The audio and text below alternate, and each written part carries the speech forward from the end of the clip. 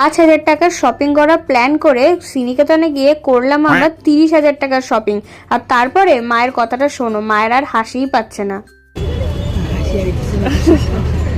সকাল সকাল স্কুল থেকে ফিরে মা আমাকে বললো, আজকে একটু শপিং করতে যাবি?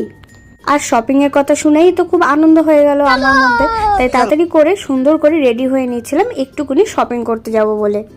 আমরা কিন্তু সোদপুরের শ্রীনিকেতনেই যাই শপিং করার জন্য। সত্যি এদের কালেকশন কিন্তু দারুণ লাগে। চলো আর বেশি দেরি না করে এবার শপিংটা শুরু করা যাক। মা কিন্তু নিজের ইচ্ছা মতো শপিং করে যাচ্ছে আর আমার হাতে একটা একটা করে শাড়ি ধরিয়ে দিচ্ছে। আচ্ছা, আমার মতো এরকম অবস্থা আর কার কার হয় বলো তো বাড়ির লোকদের সাথে শপিং করতে গেলে? আর এই দেখো এখানে শাড়ির কালেকশনগুলো কত সুন্দর।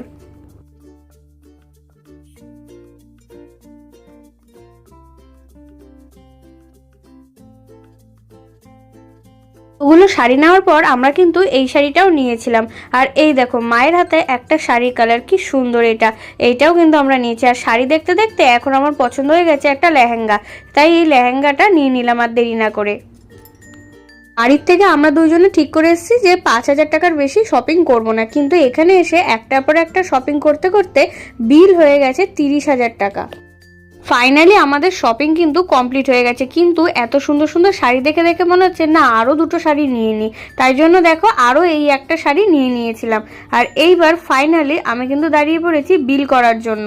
এখানে বিলটা করে নিচ্ছি আর এই দেখো বেরিয়ে মা কিন্তু এখানে ফলের রস খাচ্ছে আর আমি নিয়েছি। আর আমি মাকে বলছি মা একটু হাসো, ভিডিও তুলছে। আর মা এখানে বলছে যে না আর হাসি পাচ্ছে না, 5,000 টাকা শপিং করতে এসে এতগুলো টাকা শপিং করলাম।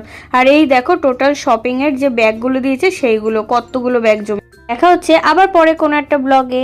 তোমরা ভালো থেকো, বাই।